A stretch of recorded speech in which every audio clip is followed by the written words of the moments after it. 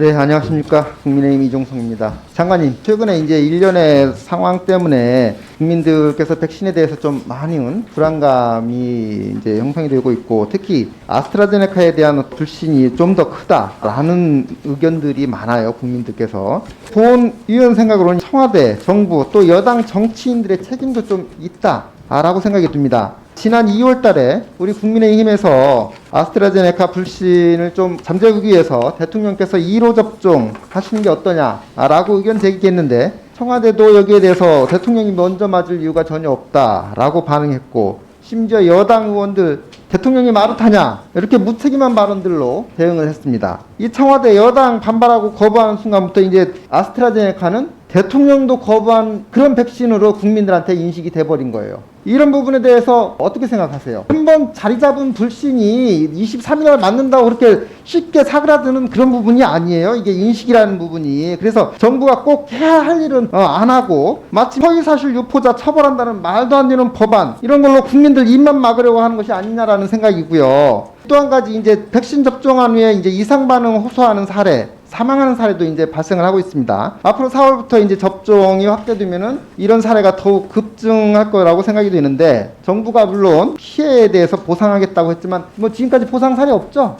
그래서 조사 결과 모두 이제 백신 접종과는 전혀 인과관계 없다라고 결론이 나고 있어요. 시중에서는 국민들은 어차피 답정너 조사 아니냐 이런 비아냥까지 나돌고, 이 사망 원인이 모두 다 이제 기저질환이라는 건데, 자, 기저질환이 있는 사람이 코로나19에 걸려서 사망하면은 코로나19 사망자로 집계를 하죠. 근데 기저질환자가 백신을 맞은 후에 사망하면은 전적으로 기저질환으로 사망한 게 됩니다. 이게 국민들이 상식적으로 이해 납득을 할 수 있나요? 그래서 일부 전문가들도 이 백신이 기저질환을 악화시키는 부분이 있다라고 볼 수 있다라고 의견 내는데, 이런 백신 접종에 대한 거부 의식을 잠재우기 위해서는 정부가 무조건 아무런 인과관계 없다고만 할 게 아니라, 기저질환자에 대해서는 접종 전에 최소한의 진단, 검사도 할 수 있는 것들 좀 시행하고, 구체적인 데이터도 투명하게 공개해서 국민들 좀 이해시키고 설득시키기 위한 노력이 필요하지 않나라고 생각이 됩니다. 네, 이상 반응에 대해서는 청장이 답변 드리겠습니다. 현재 16명 사망 사례가 신고가 돼서 국민들께서 많은 불안이 있으신 걸 잘 알고 있습니다.